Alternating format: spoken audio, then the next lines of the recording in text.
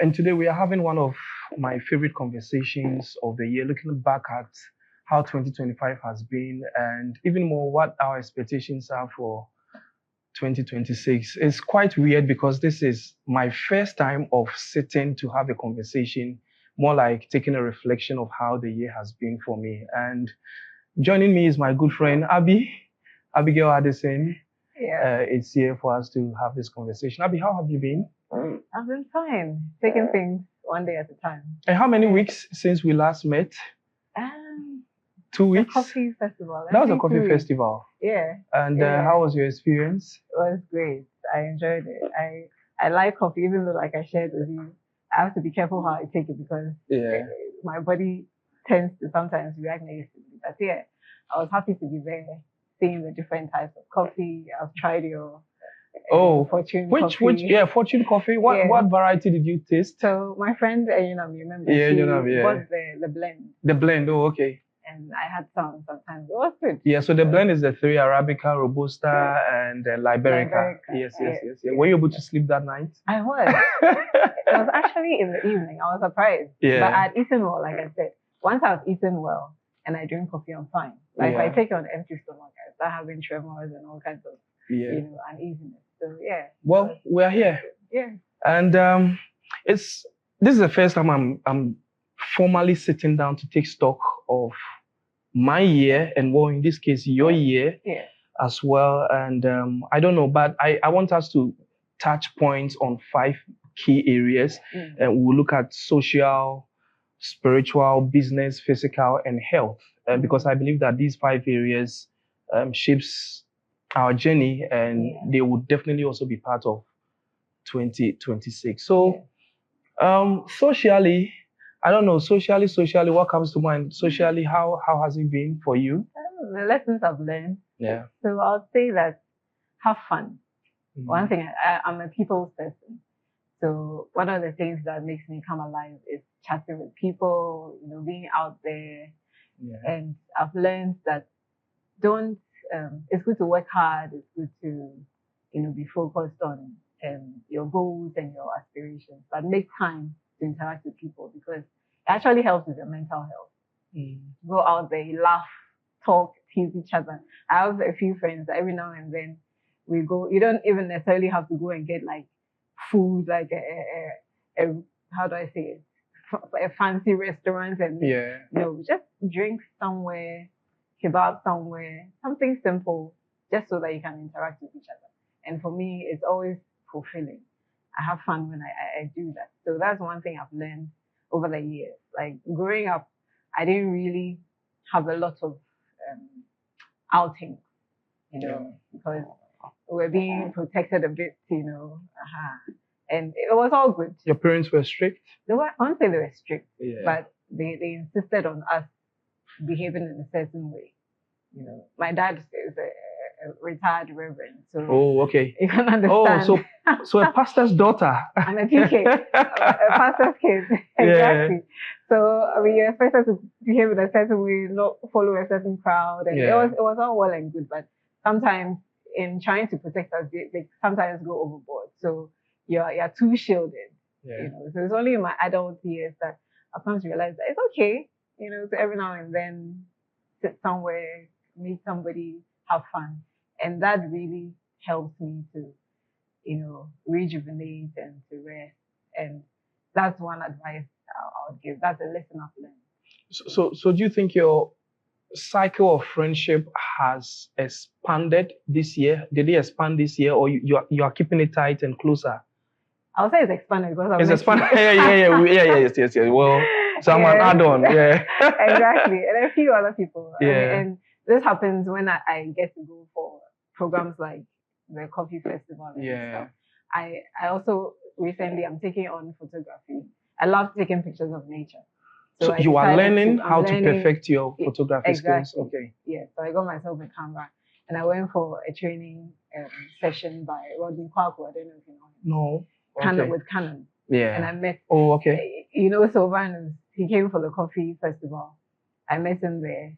So I would say that my social circles have expanded. Has expanded? Yeah. Yeah, I'm getting to know more people. Definitely those I knew in the past, I still know them, but they're not the only ones I hang around with. I've gotten to know more people from church, from other places. Yeah. So I know some people are very intentional with the kind of friends they have. sure. Do you see yourself as someone who is very intentional and picky when it comes to friendship or people you call friends? I won't say picky because sometimes picky can be seen as negative. Yeah. But I'm cautious Cautious. Yeah. because, as the Bible says, bad company corrupts Corrupt good character. morals. Yeah. Yes. So you need to be careful. You need to have friends who will build you up, who will support you, who will encourage you, and those are the people I look out for. And then over the years, I've also come to learn that I also need to be that kind of friend. You know, you are, again, they say that you are what you attract. Yeah.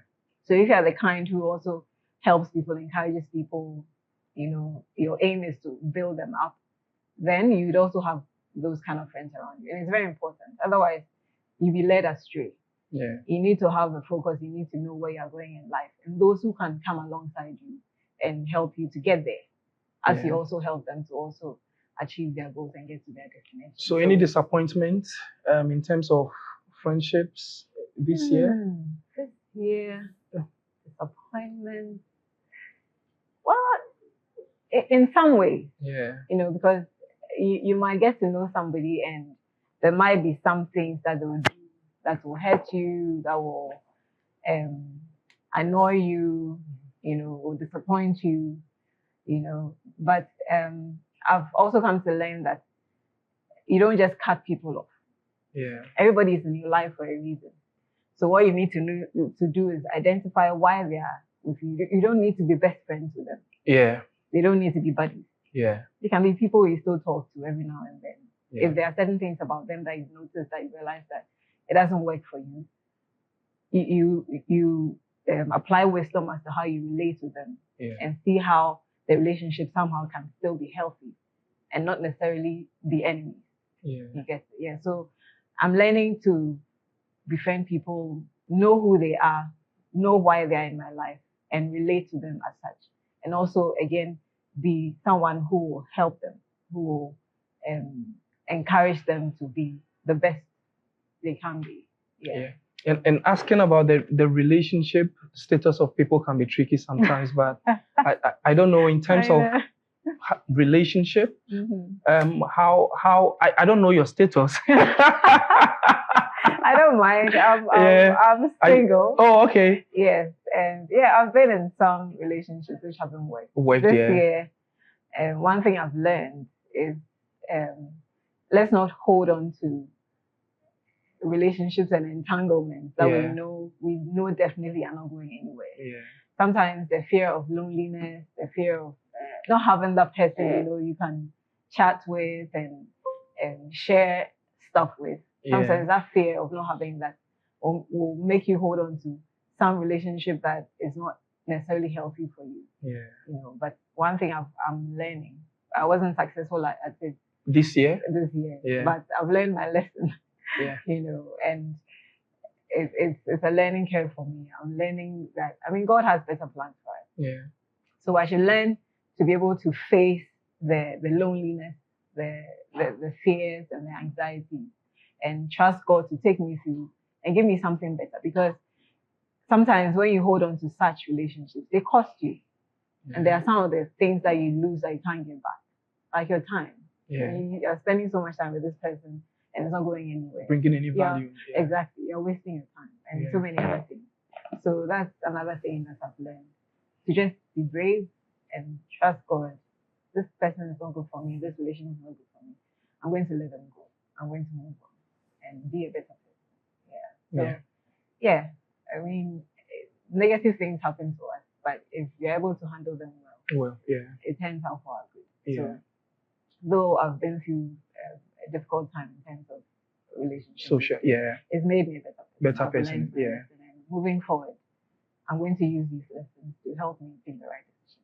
So what's your expectations in terms of like a social category or social box for 2026? What are you hoping to do new in 2026?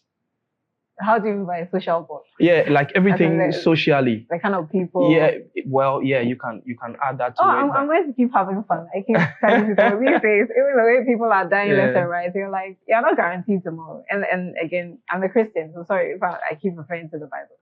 In fact, I'm not apologizing. Yeah, no apologies. Expect that from me. The Bible says tomorrow is not guaranteed.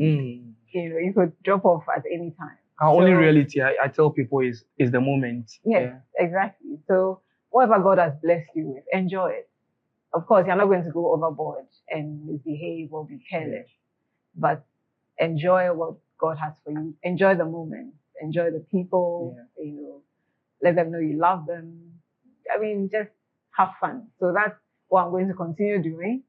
But at the same time, like I said, the lessons I've learned, I'm going to apply as I move along. One of the things I also learned, I'm a very friendly person. I'm very sure the way I even met you were talking very affable. Yeah. So in the past, that it's worked for me both positively and negatively. Such that I start chatting with, especially with person of the opposite sex, chatting and touching before you know it. You're so close and you're feeling a whole lot of So that was one thing I told myself even this year. Yeah. That despite the fact that I'm friendly, I'm going to put some boundaries. Yes. So you don't overstep. So I don't get overboard. Or give the wrong picture of reality. Exactly. Yeah. Especially to the opposite sex. Yeah. Yes. And I can see it working in my new friendships, in my new interactions. And it's healthy for me. Yeah. So I don't, like I said, I don't give the wrong impression and I also don't hurt myself. Yeah. So moving forward, that's how, with God's help. Socially.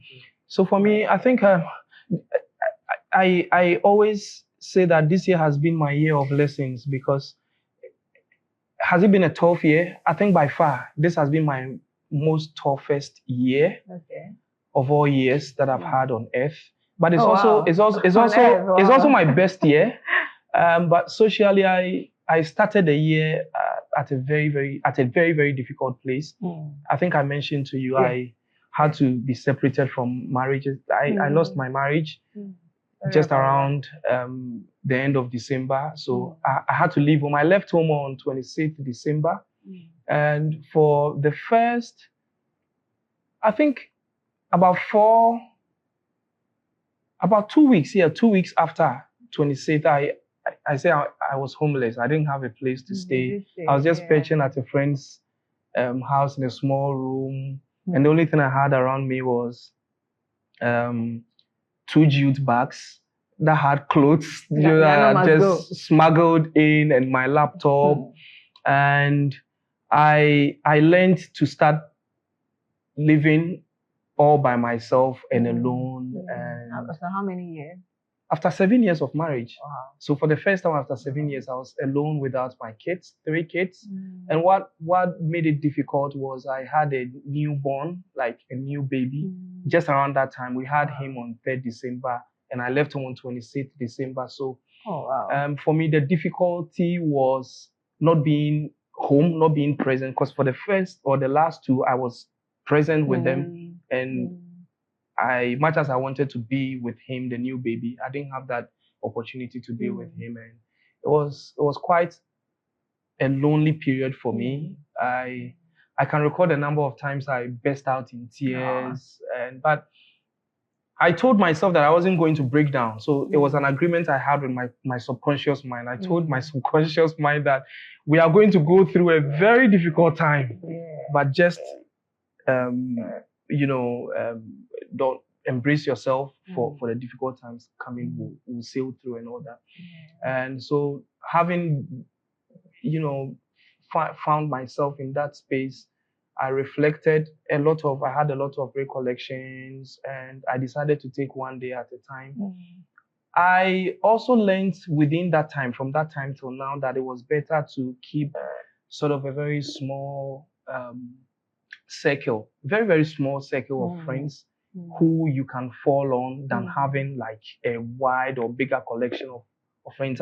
No one cares. I go through my phone contacts. I have over 2,000 contacts on my phone, but I can tell you, during my turbulent period this year, I can't count more than 10 people whom I could depend on.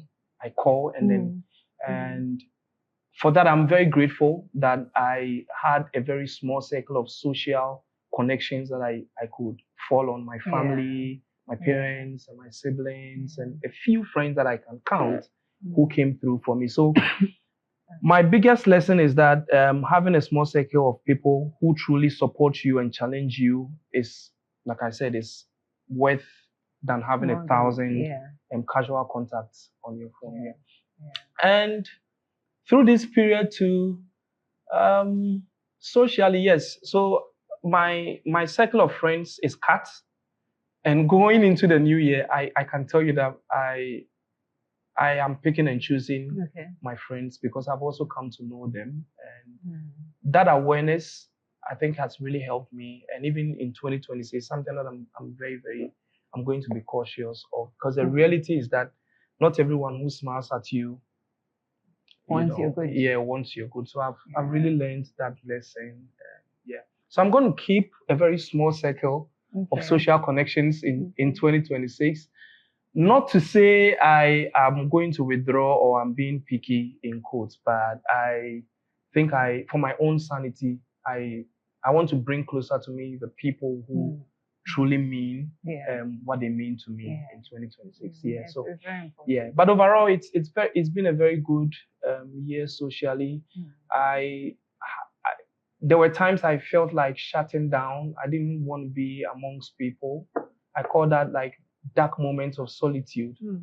There were days I didn't know the particular day, as in date, in terms of date. I knew maybe today was Tuesday, but I could go like 5 days and like I don't even know the day because I wasn't looking at the calendar. I was just alone in the room, and living alone or being all by myself also made me focus on things that really matter. And within that period, I also noticed that sometimes it's just okay to be alone, just to be by yourself. My mom will call me, my dad will call me, come home, we don't hear from you, don't call me. And I had to explain to them that I just wanted to be alone by myself. And through that, it offered me the moment to reflect on all the ills that happened in my marriage, what I contributed to, and what could have been better. And so there were moments of tears. I'm glad to know that. I cried. I cried. For me, societal thing. I mean, it really worries a lot of men. There were times I call it taking tears break. So I'll be in the office and I feel I want to cry. So like I'll just take a break and walk from the office, just take a stroll, and then I'll go and cry. And talk to God, and then I'll wipe my tears and I'll come back. You know, just reminded me of something funny someone told me. Talking of crying. So I'm not the kind to easily burst into tears in the open. You know, and I think God has given me that personality of being able to hold things together and support people. So I was sharing with somebody recently. They were asking me about my life, and he goes like, "You don't look like someone who can cry." Because you don't cry outside. He does. He said the way I've been carrying myself, he doesn't think. And that I need to be given lessons on how to cry. You know, steps on how to cry. So when you're talking about crying, but like I told him, most of my crying is done behind closed doors. And it's so relieving when you're talking about crying break. For me, one of the ways that I'm able to deal with the burdens on my chest is to cry. You know, and once I'm able to do that, some weight is lifted off. Of course, the crying doesn't solve the problem. But somehow it brings some, should I call it psychological relief? It does. Or physical relief. And after that, then I start thinking through, you know, how to. And one thing I've learned is also not to indulge in the crying. Because some people end up staying there, and that's why you have all these conditions, depression. You slip into depression. So I also have that at the back of my mind that yes, it's good to cry, but also as you cry, know that this situation won't last forever. Yeah. So after crying a bit, just put yourself together. Things you like you did. How did I contribute? Why did the other person do what they did? Why did the situation turn this way? And have an objective mind. Yeah. You know, to be able to reason through and come out a better person. So crying is good. No, it's okay to cry. It's okay to cry. I find myself slipping into tears any moment, especially when I start praying. I'm crying, and sometimes when I look at my kids' pictures, like I cry. I think it's better, but I don't stop it when it comes. Yeah, I don't stop it when it comes. Yeah, you shouldn't bottom it. So spiritually, I think it's been a year of spiritual stretch for me. But I revisited my Bible for the first time 2 nights ago. Oh, really? How long did you take a break? No, for almost like a year. Okay. And I because of what you're going through. Yeah, because the previous year was very, very challenging for me. Yeah. The loops in the marital challenges. And so it got to a point where I didn't feel like praying about my marriage again. I said like I was just ready for it to just die. Casually in my mind. Giving up. Yeah, I didn't feel like working at it again. And so I stopped reading the Bible. I stopped reading the Bible. I own just one Bible, my favorite Bible, New King James. I bought it somewhere in 2012. And so I packed it. But what I'm grateful for is I didn't lose my faith. Yeah. Even throughout the challenges, I knew that God was still my source of pillar and was still my source of faith. Just that my mode of prayer changed. Yeah. I more like prayed. It wasn't. I wasn't engaged in formal prayers. It was just having casual conversations, heartfelt, conversation with God, crying through prayer and talking through things. And so I was very, very highly aware of my spirituality. But one thing that I experienced that also helped me, I tell people that if I have become a good Christian, it's because of Buddhism. Oh, really? That is interesting. Tell me. Yeah, Buddhism. Really? So I found Buddhism. I've always loved the teachings of Buddhism. Buddhism essentially is just a way of life, and the central of Buddhism is ethics and kindness and compassion, non-harming. Even though Buddhism doesn't believe in like a divine command or the existence of God, but it teaches you morality. And Buddhism, during my difficult moment, taught me that if you are going through anything in life and you can do something about it, do it. But if you can't do anything about the circumstance, there's no need to worry. And that's what the Bible it's essentially the same. You don't, So I learned that in Buddhism. So that was, I started practicing meditation. And I think it brought a more sync between my conscious mind and my subconsciousness, because I learned how to meditate. So every morning, first thing in the morning, I'll just close my eyes and more like have a mental video or mental picture of things I'm going through and things that I hope to change in my circumstances. And it helped me. And through that, I learned not to harbor things, not to be angry. So one thing I learned in regards to action and reaction was that I always own my reaction to things. For example, if you do or say something bad at me, I can't control what you said. I didn't have control over what you said, but what I have is how I react to it. And it helped me in managing how I reacted to things and circumstances, anger. And I learned to accept no or to take no. Before then, it was a big thing. If someone said no to me on something, I would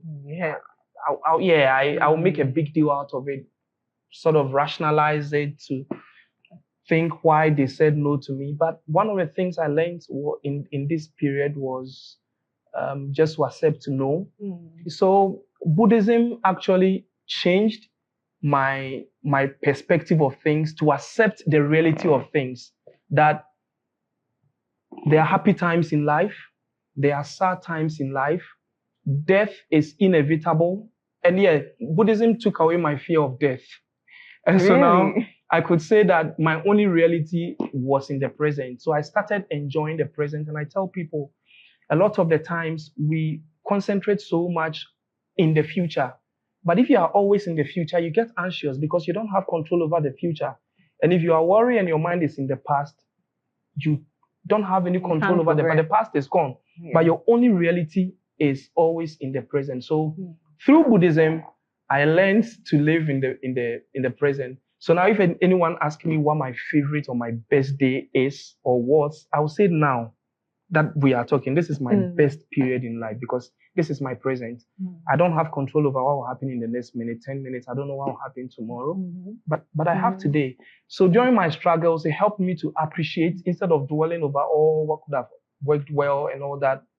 It helped me to appreciate life and bring my mind to the present and take one day at a time. So I was more like in the intersection of Buddhism and Christianity. Yeah, Buddhism and Christianity. And I think I've become a better person, and I attribute it partly to the teachings of Buddhism. That also didn't deviate me from my core belief in God. And spiritually, I think my faith has been rekindled. I told you 2 nights ago, I went to take my Bible. I started reading some of my favorite scriptures. And I also learned how to activate my faith and how to speak into things and get them to happen in my favor, because I realized that there's this scripture that says faith is it Hebrews 11? Faith is the evidence is the substance of things hoped for and the evidence of things. Yeah. So I've learned that the mental picture I have of things are the substance of things I'm hoping for. So if I speak into those things, they become evident. And I've had some tremendous miracles by activating and professing my faith. You want to share some examples? No, I'll tell you. Okay, so what you quoted is Hebrews 11 verse 1. Hebrews 11 verse 1. Yeah, faith is the evidence is the substance of things hoped for. The evidence of things. Yeah. So I think my spirituality is on track. And yesterday, around 11, 12, I felt a very strong burden in my heart to pray. And so for the first time in a number of months, like at midnight, I was praying. And I think I love my faith. I love my spirituality.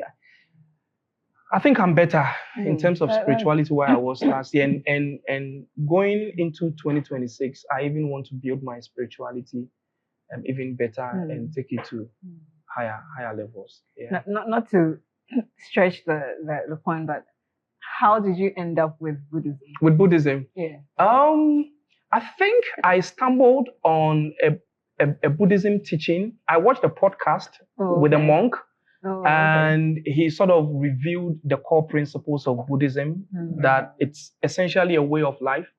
It doesn't believe in harming, like it's about love, it's about compassion, it's about not worrying. And I found it very practical to live. I didn't feel I needed to pray or feel bad or less of a person, ask for forgiveness. There was a thing about Christianity that always made me feel unwholesome. You know, that voice that says you are not good, the intentionality of sin, like you've committed sin, you need to come to God, you've done this, you've done that. I was just tired of all of that. I just wanted to live and have a free pathway to connect with my maker. And I think Buddhism, through the teachings of Buddhism, didn't feel I was unwholesome, I was a sinner. I had done this and I wasn't worthy. It was more like I could go straight and connect and talk to my divine maker. So I like the teachings of Buddhism. I like just the first time I listened to it. Okay.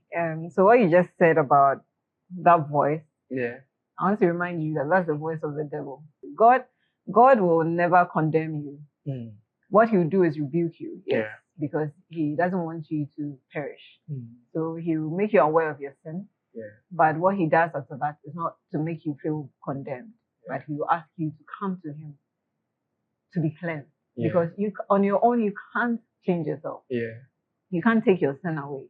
It's only God who can. So anytime you have that feeling, don't think that that is Christianity. Christianity, It's not. It's just that is far from Christianity.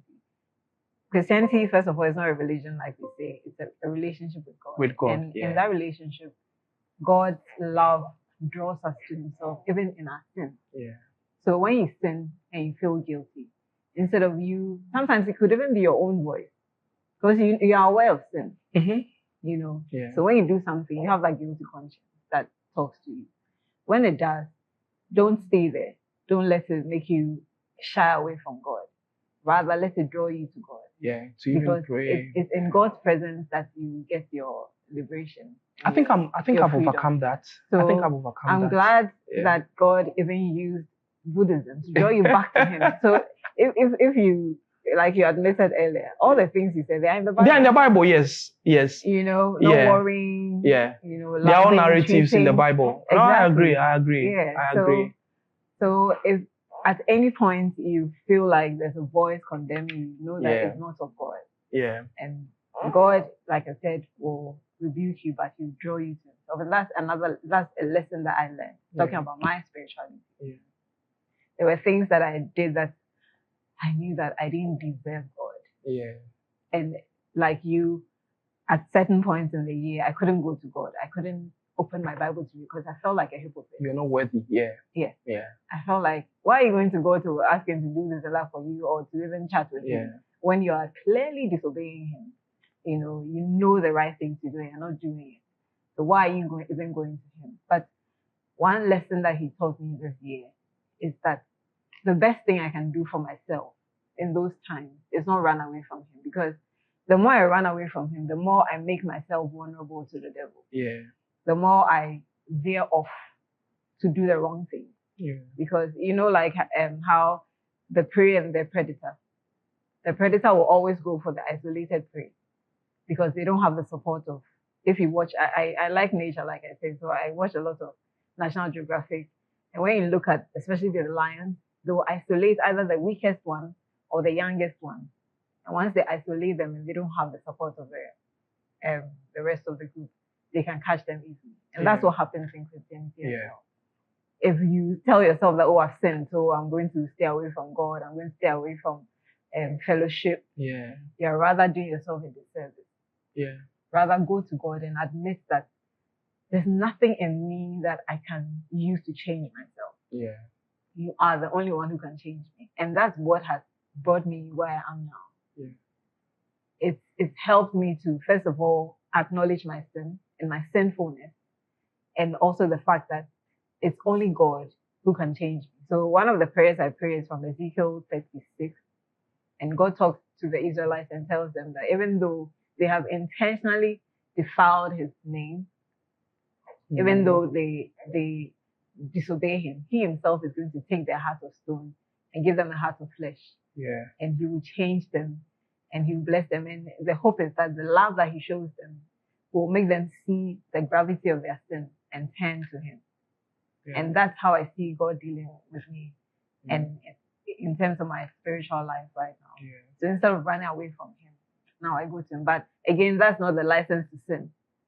If you say that, oh, I can go to God when I sin, that means that you haven't understood what it means to have a relationship with God. You get it? So rather, I'm going to him to, first of all, cleanse me, give me a heart of flesh so I can respond to him, and also continue to take hold of the grace he's given me to say no to sin and to walk with him. So I can say that by God's grace, despite the things I've been through in the past year, I've grown in my spirituality, life, in my fellowship with God. I really have grown. I've come to understand his love. That was another thing I struggled with, understanding God's love and expressing that love to others. But through my experience with him, I've come to understand his love. His love, like I said, I'm like, I don't deserve this love. What kind of love is this? where I'm so stained, I'm so dirty, but you still choose to embrace me. You still choose to provide for me. You still choose to love me. I have the support of family. You know, I lack nothing. Yeah. You know, but here I'm so unworthy. So yeah, I can say I'm in a good place, and I'm still learning. Yeah. So we even look forward to a higher spiritual growth. Yeah. In 2026. Now let's talk about maybe we'll touch a little bit on business. Yes. But one thing both of us have in common too is we lost our jobs in. Well, I'll say I quit my job. You quit your job. I lost my job. Okay. My contract was ended in a very weird fashion. Much as I don't want to go into the details of it, just when I was trying to put my feet back because I had separated. And I had even taken loans from friends to pay off my rent because I had to quickly find a place, and I was just in the process of paying my debt. And somewhere in August, another shock came. I woke up one morning and I had no job. Oh, wow. Like I had no job. But at that point, I had encouraged myself that every misfortune is part of life. So instead of brooding and hurting over things that I don't have control over, I would rather focus on things that I have control over. So yes, I lost my job. In fact, I had some few days to hand over like everything and leave. So I accepted it as another reality. And even though I had in mind a few things I wanted to start, I wanted to teach kids in podcasting. I had developed a podcast manual, training manual. So it was something I wanted to do. Because I think the earlier we got them in telling stories around them, the better. Because now they also see their environment. They are very aware and conscious of the environment. And I just felt it's about time we empowered kids to also be at a place where they can also tell their own story in their own environment. That's interesting, actually. Yeah, so I had a plan to start a project where I'll be teaching podcasting for schools, basic schools and private schools. That was more like my backup. So yes, I lost my job and I worked my proposal out, took it to schools, and I was hoping that in the immediate month, I was going to jump onto that. Even though money wasn't my focus, I was hoping it will sort of keep me engaged and then I could build on that together with the podcast. But I worked several proposals, sent it to over 30 schools in Accra, and none fell through. Oh, really? Because at the time I sent my proposals, the new academic term had just begun. Okay. And so I was just like 2 weeks late into the new term. So they asked me to, even though they liked the idea, they asked me to come back in the new term so that we look at it. So I would say for 5 months now, August, September, October, November, December, I've been without a monthly income. And if anyone asks me how I've kept going and how I've managed, I don't know. Then again, I'm grateful to my support system because I've had a very close support systems. Or a system of friends and family who chip in to support me, and they have kept me going. And then once a while, I get some MC gigs to complement. So that was also one thing that happened. But even in that too, I am grateful because my hope for 2025 was to keep consistency with the podcast. Last year, when I started, I wasn't consistent. I started, and at some point, you know the feeling when you realize that you are putting in a lot of money in production and nothing is coming in. You're like, who even sent me? Who sent me? So I dropped off. I dropped the momentum. But this year I've been consistent, and I am happy. And out of being alone, losing my job and all that, new ideas have come through for me, and I've been able to conceive another concept that I'll be filming next year. So I've sort of had much more clarity and focus with where I want this podcast to go. And one good thing that I learned also in all this was I stopped chasing the algorithm. I was telling you the other That time, a can lot of get you people are so much crazy. focused on Yeah. likes, Yeah. who watch, but I decided I wasn't going to chase the algorithm. I was going to churn out positive content and build a genuine organic community in nature's own time, even though I have a plan of things I hope to achieve or milestones I hope to achieve. So in terms of business, yes, I lost my job, my regular job, but I wouldn't say it's been a loss. Out of it, I've been able to keep momentum with the podcast, and I'm even looking forward to more things in terms of like business opportunities and work or job. I don't know. In 2026. So how has it been after quitting your job? Like you, it's been by grace. So actually, the job I had before paid really well. Yeah. So by God's grace, I was able to save up some money. So when I quit actually on Valentine's Day. 14th February. Yeah. But of course, I gave notice before then. But that was my last day. So I left.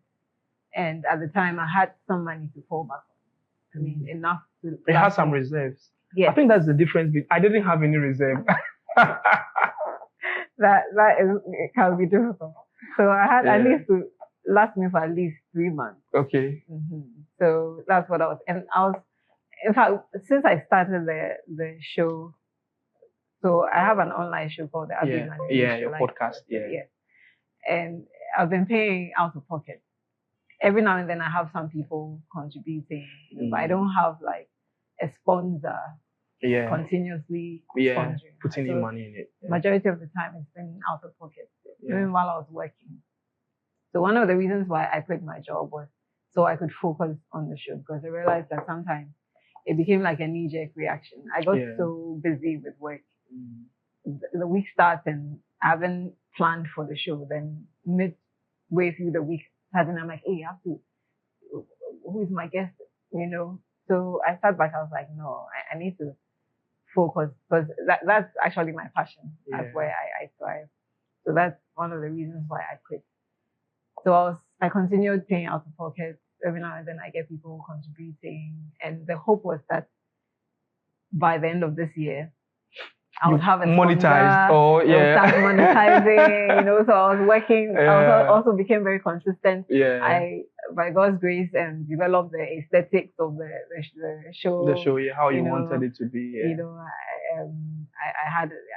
I got my producer to make an intro, outro. I mean, all the specs, to make it presentable on social media. And I was excited. Things were going well. And the subscribership was building, but not at the momentum I was hoping. Hoping for. And gradually my reserves got depleted. And I'm like, oh my goodness. Now I have to think of how to take care of myself, how to keep the show going. Dear. But God has been gracious. Gracious, that's a word. He has. I had to put the show on hold at a certain point. But I didn't want, like I tell people, I didn't want radio silence. So I started with your exercise. And that has engaged the channel for some time. I've actually started another channel to have that. It was supposed to be a filler, but now because of people's feedback and the interest we've expressed, it's become like a standing thing. Like it's come to stay. No, so that's still added, progress. So yes, I'm really grateful to God for that. And I'm building the audience gradually. Great. And in terms of the monetization, I haven't gotten there. Yeah. So I'm appealing to you. Please subscribe to the ABBY IMANI REVEALS Show. I have 911 subscribers. I need at least 1,000 to start the monetization. And then 2,000 watch hours. And as we speak, I have about 1,000 something watch hours. Sorry, 4,000 watch hours. Yeah. So I'm gradually getting there. It hasn't been easy. It's been very challenging. I mean, every day, and like, what's going to happen tomorrow? How am I going to survive? But like you, I also have a support system. A support system, and I'm grateful, really grateful. Shout out to our support system. Yes, my family, some of my friends. God bless you so much for your support. And it's all helping to keep us going. And one day, okay. I mean, things will turn. Yeah, things have turned. Things have turned, Amen. Abby. Things have turned. In Jesus' name, I believe that, yeah. So God bless you all for so to our support systems who have held us from God knows when. Yeah. We thank you so much, friends, family, close friends. Thank you so much. And they continue to. Yeah. All those, some it's not even just monetary support, but ideas, suggestions, advice, guidance. Some people are also praying for us. Exactly. Yeah, that is also very important. In several ways. Yeah. And it's all working. Yeah. So them coming. Yeah, so we'll wrap it up with we'll talk about physical and health. Yeah. So right from the beginning of the year, because of how my year started, I think I mentioned I had a deal with my mind. I told my mind that the year is going to be a tough year. So I made a conscious agreement with my mind that we are not going to overthink. We are not going to get into depression, because I experienced depression somewhere in 2012, 2013. It was very horrible.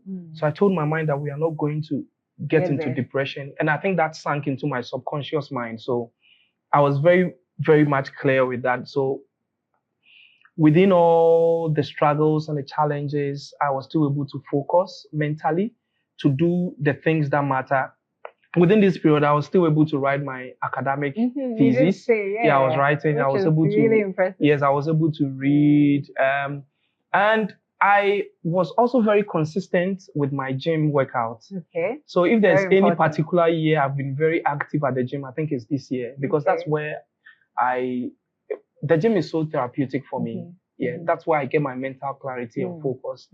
And so this year I've been very consistent from January throughout till now. I've not missed the gym even for a week. Yeah, I've been very consistent with that, and for that I'm grateful. I've also been very mindful of my diet. Last year I weighed about 86 kg, and I wanted to calm down a bit. My aim was to basically shred and have some lower body fat. So I've been down to about 79 kg. And yeah, I don't know if I still want to keep this form, or maybe I'll eat a little bit. But I've been eating eggs and meat. Okay. That's my favorite, and drinking coffee every day. The coffee bit. That's the one we have to work on. So I've been very cautious of my diet. Okay. That I'm happy for. Of course, there are days I crave for the sweet things. If I crave when I crave for it, I make sure I get it. But I get it. But I've been very mindful of my physical, my mental, and my emotional health. So I can have anxieties within a period, but anytime it's building up, then I activate, I counter-react to it, and I get off for that. So that's also something that I'm hoping to keep up into 2026, to protect my mental space, keep on with engaging in physical activity, and stay productive, and pretty much about that. I think this year has also been a year that I've read a lot of books. So I brought the books here, some of the books here. Okay. I told you have to read this book, The Power of Your Subconscious Mind. So these books have kept me amidst all my challenges and my difficult times. The Power of Your Subconscious Mind by Joseph Murphy. And this book, Abby, you should read it. Think and Grow Rich.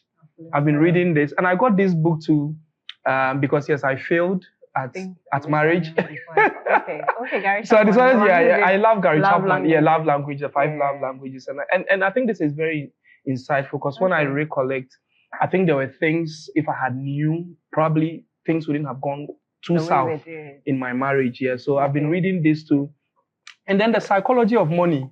Okay. But my favorite book this year has been The Monk Who Sold His Ferrari. I think you mentioned it. Yes, by Robin Sharma. He's actually one of my favorite writers. He did 5 a.m. Club. Yes, and then he also wrote Leadership Without Title, or Leaders Without Title. Okay. And then he also wrote this book, Who Will Cry When You Die? Okay. And this is also very revealing, practical steps on how to go about life. And one of my favorite books is the autobiography of Benjamin Franklin. And I think it's also something everyone should read. So these have been my companions. I have Meditations, Marcus Aurelius. And what I've done this year is I reduced the time I spend on social media scrolling. And I was telling you, I've been on a digital detox for 21 days now. I was supposed to go on Facebook last week, Sunday, but I didn't feel for it. Yeah, so I've deleted Facebook from my phone. And if I have to resume, get back on social media, probably I'm going to check Facebook maybe 5 minutes or 10 minutes a day to see what's happening. And maybe, and it will strictly be on my PC. And that has afforded me the space to rechannel those times of scrolling on TikTok, on Instagram, on Facebook, to read books. And these books have done so great for me. I love sales, so Fanatical Prospecting. It's a book I go to every now and then. Yeah, so I think this year has been a very good year for me. It's been the most toughest and the most challenging, but it's also been the best year for me because I have rediscovered a lot about me, and I think I have much more clarity and focus on where I want my life to go, and more like I have become the architect of my own life or my own fortune. So I'm shaping that gradually, and so that's basically it. Tell me briefly about your physical and your health, and then we wrap up the conversation. I have a similar story. So I also fell ill some years ago, I think 2022. It was really bad. I had some panic attacks. It started off with some symptoms and we couldn't figure out what it was. But long and short, over time, I was able to, a diagnosis was made, and I managed, by God's grace, to recover. But it took about 3 months, to get there. I remember it was close to my 40th birthday. And I was quite sad that I couldn't even enjoy the food on my birthday. But God was good. But I learned lessons, about how to take care of myself physically. At the time, so I was doing a lot of high intensity exercise. But because of the illness, I had to slow down to mild or low intensity. For a while. For a long time till I recovered fully. Then I was able to go back to start something gradually. So this year, I started off. I was in good health. I mean, I also recognized the triggers. For especially the mental aspect. Getting stressed out and not being able to think straight. And the work I was doing was really, really hectic. So I had to hold myself in check. If I thought I needed a break away from work, I'll give myself that break. I mean, while I was working, take some time off when, just rest my mind a bit and come back. So I was taking precautions. And then when I quit, and then I had to fill the gap between cutting the show and then resuming. The physical exercise also has been very helpful. So every day, in fact, I do my recordings every day. Every morning. Then the consistency is key, keeping the momentum. That's impressive. It's not just me helping others, I'm also helping yourself. Keeping myself healthy. And I do a lot of walking. Walking is one of the things that helps a lot with our mental health. When my mind is all over the place. Once I get out of the house and I start walking, there's some calm and peace. So, it's been great having you, Abigail. I think we can go on and on and on. We should do this quite often. We should. Maybe 2026 we'll be taking quarterly stock. Sure. Yes. Using these benchmarks as references. That reminds me. I even have what do you call it? Vision board. Another thing that's very helpful. We'll talk about it. So we'll do that. So thank you so much for coming through. Thank you so much. We'll definitely have this conversation again somewhere first quarter 2026. But Abby also has a podcast. Abby, tell us briefly in 60 seconds your podcast, the channel. It's called the ABBY IMANI REVEALS Show, where we talk about every aspect of life so that we can live the abundant life that Christ has given us. And I also have Stay Fit with ABBY IMANI for the fitness videos. So subscribe, like, share, and help me get to my mark to start the monetization. Very, very necessary. So please subscribe to her channel, and also don't forget to subscribe to Otherside with Nii Anang on YouTube, and you can also follow the show on Spotify. Just support us so we'll be able to bring you more engaging and educating content in 2026. Sorry, I'm actually also on Spotify. Yeah. I'm working on Apple Podcast as well, but I'm on Spotify too. So you can find the ABBY IMANI Reveals Show on Spotify. Yeah. All right. Thank you, Abby. Thank you too for having me. It's been good. We are done.